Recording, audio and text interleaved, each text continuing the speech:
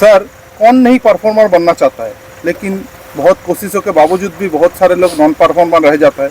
But being a performer, sir, आप बताइए कि परफॉर्मर बनने का सीक्रेट क्या है? Great question. आपने एक सही सवाल किया कि कौन परफॉर्मर नहीं बनना चाहता है। सबके बड़े बड़े गोल्स होते हैं, सबके बड़े बड़े ड्रीम्स होते हैं, सब एम्बिशियस होते हैं। आज मैं आपको एक फॉर्मूला बताने वाला हूँ जो परफॉर्मर, एज ए परफॉर्मर, अगर कुछ हद तक मैंने कुछ अचीव किया है तो मैंने अपने जीवन में इस फॉर्मूला को अप्लाई किया है। The formula is performance equals to potential minus interference. That means potential सबके पास है। स्वामी विवेकानंद जी का कहना है कि education is the manifestation of perfection present already with in man. तो मैं जो चीज़ अचीव करना चाहता हूँ, जो पोटेंशियल मेरे को चाहिए उस टारगेट को अचीव करने के लिए, to achieve that goal, I have that potential within me. But कुछ बाधाएं हैं, इंटरफेरेंसेस हैं, जिसको मेरे को ओवरकम करना है।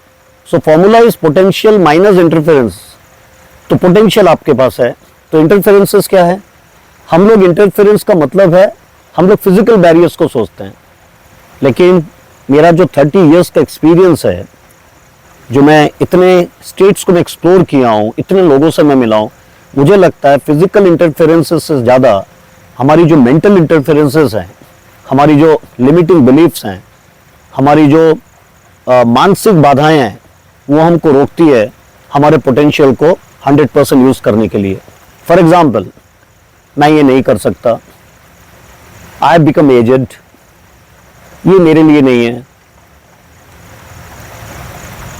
ये मेरे लिए इम्पॉसिबल है, इतना नॉलेज मेरे पास नहीं है। सर, मैंने बहुत बार कोशिश की थी, एनफ इज एनफ। तो व्हाट इज दिस?